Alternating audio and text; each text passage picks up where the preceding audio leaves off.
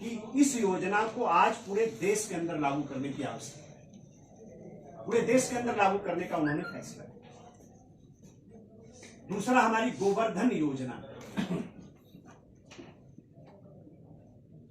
इसको भी बड़ी सराहना मोदी जी की सरकार की तरफ से हम लोगों को मिला। प्रधानमंत्री जी की तरफ से हम लोगों को हमारी इस योजना की सराहना की गई और पूरे देश में इसको लागू करने का पूज्य मोदी जी की सरकार ने फैसला किया। तो आज जो उत्तर प्रदेश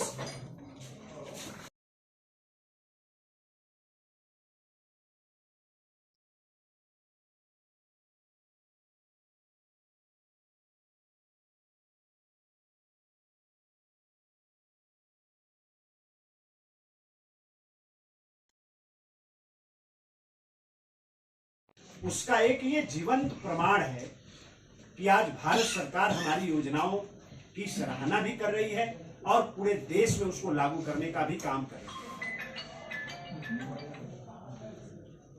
जो पूज्य प्रधानमंत्री जी की सरकार ने जो बजट प्रस्तुत किया है,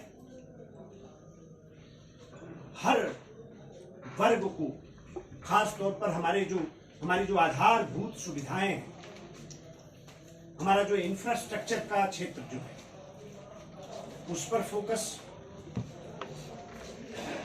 अनुसूचित जाति जनजाति को संबल प्रदान करने वाला ये बजट, विशेष तौर पर जो एकलव्य आवासीय विद्यालय देश में संचालित होते हैं, उसके बजट में 13% की वृद्धि करते हुए सरकार ने यह स्पष्ट कर दिया है कि अनुसूचित जाति और जनजाति सरकार की प्राथमिकता है। प्रधानमंत्री आवास योजना में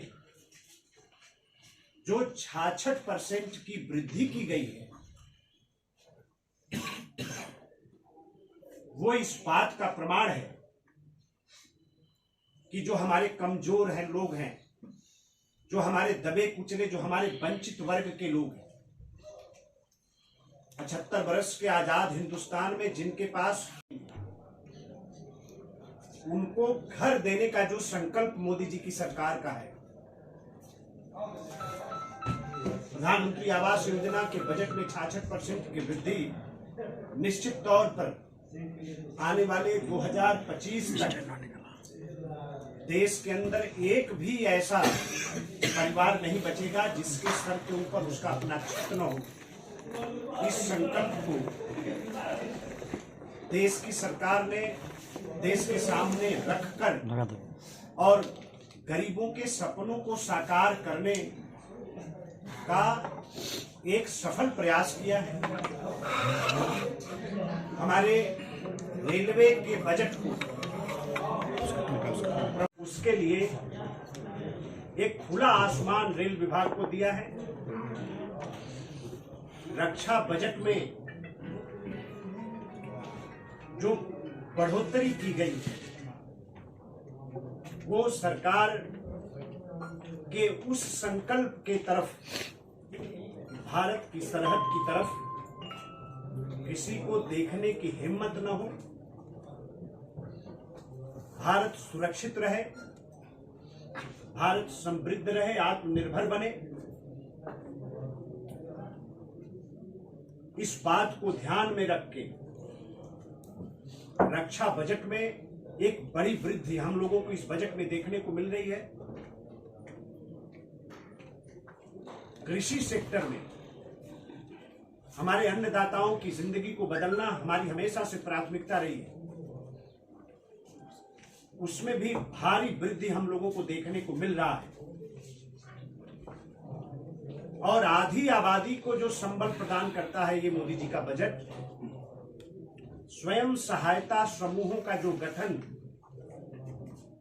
आज देश के अंदर किया गया है, आधी आबादी को उसके पैर पर खड़ा करने का जो प्रयास मोदी जी की सरकार कर रही है, 2 लाख रुपए तक के सम्मान पत्र का एक बड़ा विकल्प मातृशक्तियों के सामने मोदी जी की सरकार ने रखा है।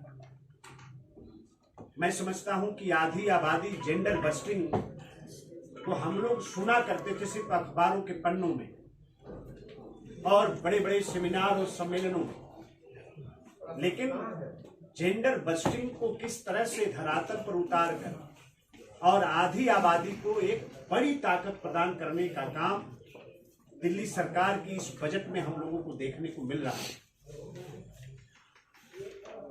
साथ ही साथ हम ये कह सकते हैं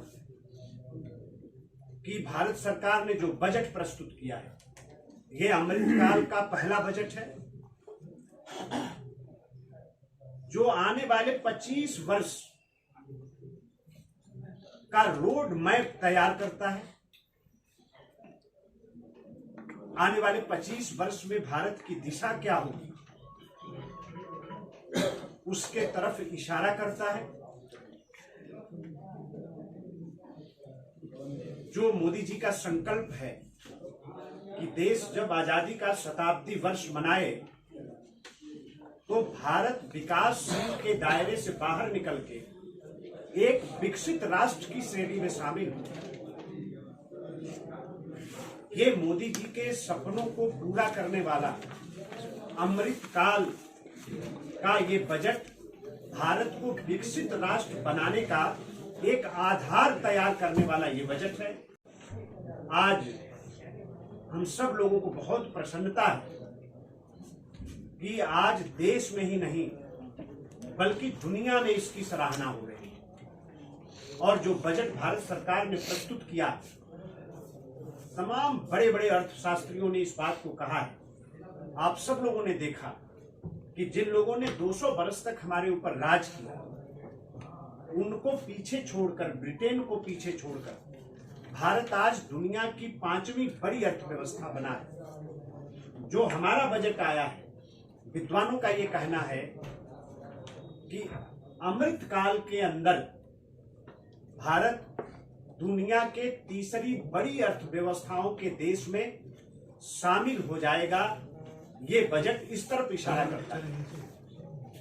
तो भारत को प्रभुता संपन्न बनाने वाला ये बजट, भारत को आत्मनिर्भर बनाने वाला बजट, भारत को विकसित राष्ट्र बनाने वाला बजट, नौजवानों के सपनों को साकार करने वाला ये बजट, गरीबों को संबल प्रदान करने वाला बजट, अन्नदाताओं की जीवन को पूरी तरीके से परिवर्तित करके उनकी आमदनी को बढ़ाने वाला ये बजट भारत सरकार ने प्रस्तुत किया है। हम सब लोग उसका अभिनंदन करते हैं और उसका बार बार स्वागत करते हैं। आप सबका बहुत बहुत धन्यवाद। जैसा कि आप बजट के विषय में